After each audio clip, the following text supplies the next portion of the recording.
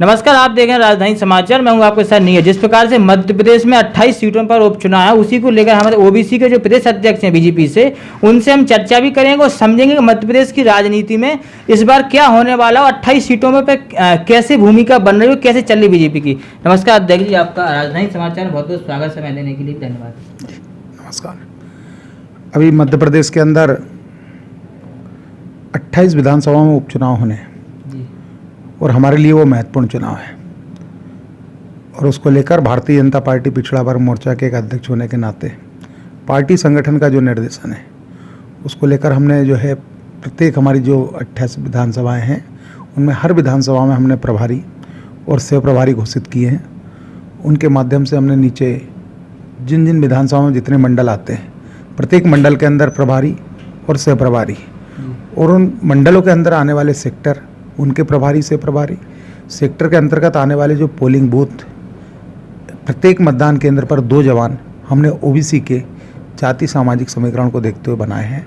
उनके माध्यम से उस मतदान केंद्र के अंदर जो रहने वाला मतदाता है उसको भारतीय जनता पार्टी में तब्दील करने के लिए, भारतीय जनता पार्टी के पक्ष में मतदान कराने के लिए और हमारा अपने कार्यकर्ता को सुव्यवस्थित तरीके से मतदान हो जाए उसकी चिंता के लिए रचना योजना बन चुकी है और उसको लेकर हमें सभी कार्यकर्ता हमारे जो है कमर कस के मैदान में पहुंच चुके हैं, कार्य में लगे हुए हैं। पूरा मध्य प्रदेश के अंदर ओबीसी का हमारा जो 52% आबादी है और अभी जो चुनाव हो रहा है उसमें भी ओबीसी की एक बड़ी भूमिका है। उसको लेकर हमारा ओबीसी का एक एक कार्यकर्ता पिछड़ा वर्ग का जो पिछड़ा वर्ग मोर्चा के माध्यम से कार्य कर रहा है वो सब समाज को लिए साथ में आगे ही बढ़ते के भाव को उद्दलित करते हुए नगर नगर ग्राम ग्राम झोपड़ी झोपड़ी और खोपड़ी खोपड़ी में कमल खिलाने के लिए निकल चुका है और ये रचना व्यवस्था हमारी लगातार चल रही है और इसका परिणाम आपको जो है रिजल्ट आने पर दिखेगा। 3 तारीख को मतदान को लेकर हमारी व्यवस्थित रचना बनी। इस बार 2018 में चुनाव हुए और 19 छोड़ के फिर 20 में आ गए तो कमलनाथ जी हैं कांग्रेस के, उन लोगों का नारा है कि हमको टिकाऊ चाहिए, बिकाऊ नहीं चाहिए। तो इस पर आप क्या कहेंगे? तो उनका मुद्दा, आपका क्या नारा है इस बार? अब ये तो वो तय करे उन्होंने कैसे तय किया था। हम भी जो हमारे पास में जो कार्यकर्ता है, भारतीय जनता पार्टी जो है कार्यकर्ता आधारित पार्टी है, यह एक बड़ा परिवार है और यह बिल्कुल उसका स्पष्ट है मामला। एकदम पावन और पवित्र विचार को लेकर भारतीय जनता पार्टी कार्य करती है। सर्वजन हिताय और सर्वजन सुखाय की कल्पना को साकार करने का काम कोई करता है तो वो भारतीय जनता पार्टी करती है। सबका साथ सबका विकास अकेला मंत्र दिया नहीं, उसको सिद्ध करने का काम किया तो वो भारतीय जनता पार्टी ने किया है। और अंतिम पंक्ति में खड़े हुए व्यक्ति का भी उत्थान होना चाहिए, उस तक भी योजनाएं जो है लाभ पहुँचे उस योजना का, उसको लेकर भी भारतीय जनता पार्टी संकल्पबद्ध और कटिबद्ध रहती है। और उस भाव से प्रेरित होकर वे सारे नेता जिनका आप नाम ले रहे हैं, कमलनाथ जी जो कह रहे हैं, उनके साथ में जो लोग थे उनके सबके अंदर वो सेवा करने का भाव था और वो सेवा का करने का भाव वहाँ उनको दिखा नहीं। तो वो पावन और पवित्र विचारधारा को लेकर इस भारतीय जनता पार्टी में प्रवेश हुए हैं और एक बड़ी ताकत के रूप में उभरे हैं और इसका परिणाम भी आज आपके बीच में आने वाले समय में दिखेगा। और उनके साथ में पूरी भारतीय जनता पार्टी एकजुट होकर लगी हुई है और उसका सकारात्मक परिणाम आपको आने वाले समय में आएगा। युवाओं और रोजगार के लिए कुछ पार्टी कुछ करेगी? इस बार मुद्दे नहीं है, ज़्यादा उपचुनाव चल रहे हैं, कोरोना महामारी है, ज़्यादा रैलियाँ नहीं, ज़्यादा समय भी नहीं मिला, वो बार बार चुनाव आना 2 साल में 2 बार थे, तो बहुत बड़ा मुद्दा है। ऐसे कैसे? युवाओं को रोजगार की बात करें तो भारतीय जनता पार्टी ने लगातार युवाओं की चिंता की है। शोषित पीड़ित और वे सारे गरीब लोग जिनके विकास को लेकर रचना और योजना बनाने का काम किया तो हमारे मध्य प्रदेश की यशस्वी मुख्यमंत्री माननीय शिवराज सिंह जी के नेतृत्व में भारतीय जनता पार्टी की सरकार ने किया है।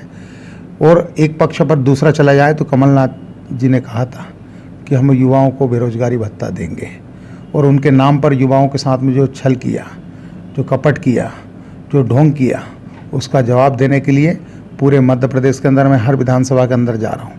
प्रत्येक विधानसभा के मंडल केंद्रों में प्रवास करके वहाँ पर जो हमारे पोलिंग बूथ के कार्यकर्ता और सेक्टर के कार्यकर्ता और मंडल की जो कार्यकारिणी है हमारी, जिसको कि मंडल अध्यक्ष, उपाध्यक्ष, मंत्री, महामंत्री, आईटी, सोशल मीडिया का प्रभारी, कार्यालय मंत्री, कोषाध्यक्ष या मंडल कार्यकारिणी के सदस्य के रूप में जाना जाता है, उनके साथ में मैं सीधा संवाद कर रहा हूँ और वहाँ पर वे सारे लोग मिलते हैं जो कि अपने आप को जो ठगा सा महसूस करते हैं, जिनके उनसे बीच में से जो विचार निकल के आते हैं कार्यकर्ताओं के, तो उसका जवाब देने के लिए, ईंट का जवाब पत्थर से देने के लिए पूरी जनता जनार्दन जागरूक हो चुकी है। बस 3 तारीख को है मतदान और कमल पे लगे निशान के भाव को लेकर एक एक कार्यकर्ता सजग और जागरूक है। और एक और सवाल है आपसे कि जो जैसे उनने कहा था कि गौशाला बनवाई, गौशाला कुछ दिन काम रुक गए, इस पर आप क्या कहेंगे? देखो ऐसा है, उन्होंने क्या किया था और क्या क्या घोषणाएं की थी और क्या क्या अमल हुआ, ये बताने की ज़रूरत नहीं है। मध्य प्रदेश की पूरी 7.5 करोड़ जनता जनार्दन को पता चल चुका है कि कांग्रेस क्या बोलती है और क्या करती है। अकेले ही गौशाला का विषय नहीं है।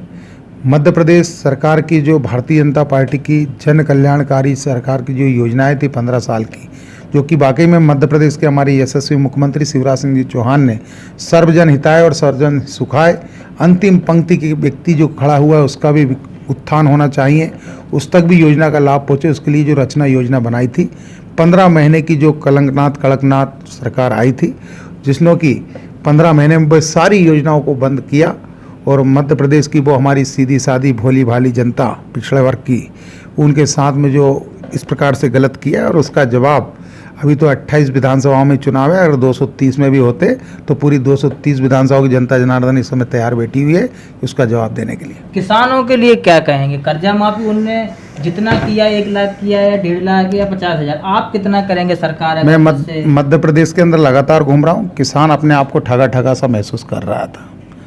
जो 15 महीने की सरकार आई, उस 15 महीने की सरकार में किसान ने अपने आप को ठगा महसूस किया।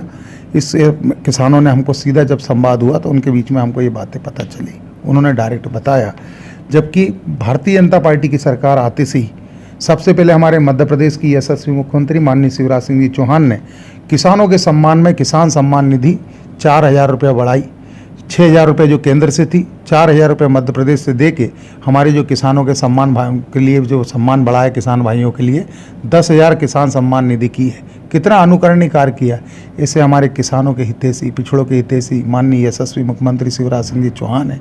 और भारतीय जनता पार्टी की एक ऐसी सरकार है जो वाकई में किसान कल्याण की योजनाएं बनाती, किसानों के कल्याण की बात करती है, किसानों के उत्थान की बात करती है, किसानों के सम्मान की बात करती है। और उसका प्रत्यक्ष उदाहरण है कि हमारा मध्य प्रदेश लगातार कृषि कर्मण अवार्ड लगातार लेता रहा है।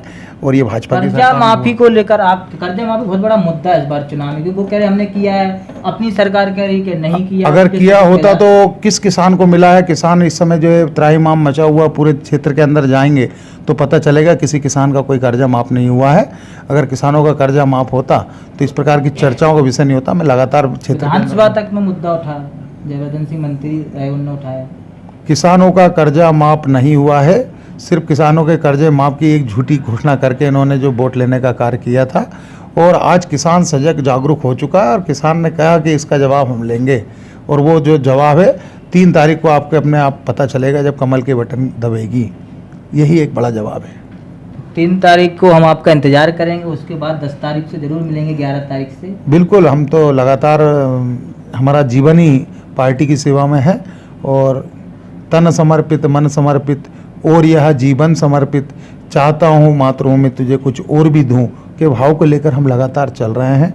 हमारा काम निरंतर चलता रहता है और हमेशा हम परिश्रम पर, कर्म पर ही भरोसा करते हैं। हम लगातार कहते हैं कि हर समस्या का हल निकलेगा, आज नहीं तो कल निकलेगा, अपने श्रम पर करो भरोसा, मरुस्थल में भी जल निकलेगा के भाव को लेकर हमारे भारतीय जनता पार्टी का कार्यकर्ता अपना पूरा मन मस्तिष्क शरीर लगाकर तन मन धन पूर्वक पार्टी की सेवा के लिए लगा हुआ। और वैसे ही विचार को लेकर हम सब कार्यकर्ता लगे हुए हैं।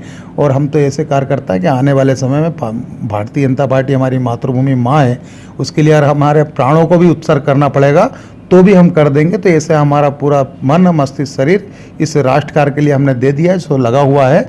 हम हमेशा आपसे मिलेंगे, जब आप आदेश करेंगे तब मिलेंगे, बस समय परिस्थिति को देखते हुए जैसा आदेश होगा पालन करेंगे। तो राजधानी समाचार के लिए आपका समय देने के लिए कुशवाहा जी बहुत बहुत आभार करते हैं, धन्यवाद भी। साथ में मैं भी आपके इस समाचार जो आपका न्यूज़ चैनल है राजधानी समाचार, उसके लिए मैं आपको शुभकामना देता हूँ कि जहाँ जहाँ मैं पहुँचता हूँ अधिकतर जगहों पर आपका चैनल सक्रिय है और आपकी बड़ी कार्य क्षमता, कार्यकुशलता को प्रणाम करता हूँ। आपकी त्याग, तपस्या, बलिदान को प्रणाम करता हूँ कि वाकई में आप छोटे छोटे कार्यक्रमों में जाके कवरेज लेते हैं। ये कार्य जो है आपके चैनल के माध्यम से जो मुझे देखने को मिला है, उसके लिए मैं पूरी भारतीय जनता पार्टी मध्य प्रदेश ओबीसी मोर्चा की ओर से आपको बहुत शुभकामना देता हूँ, आपको, आपके चैनल को और आपके चैनल परिवार में जो जो कार्यकर्ता इससे जुड़े हुए हैं सबको, आपके पूरे परिवार के लिए, आपके जो जो जुड़े हैं उन सबके लिए मैं ईश्वर से भी कामना करता हूँ कि आप भी सदा उज्जवल भविष्य आपका हो, आप यशस्वी बने, मान सम्मान यश कीर्ति प्राप्त करें, धन धान से परिपूर्ण रहें, इसी में आपके राजधानी परिवार और आपके लिए भगवान से कामना करता हूँ। ठीक है, धन्यवाद। तो भगत सिंह पसवारी हमारे साथ थे, वो ओबीसी मोर्चा से प्रदेश अध्यक्ष हैं। जो मुद्दे जो अपन ने जो पूछे हैं जनता के, आज कोई जो उपचुनाव को लेकर जो मुद्दे तो उन मुद्दों पर चर्चा हुई है, उसी पे हमने जो बात भी की और समय भी दिया, इसके लिए आभार भी करते हैं उनका। राजधानी समाचार नीरज विश्वकर्मा की report, Bhopal, Madhya Pradesh. Subscribe now and press the bell icon. Never miss an update.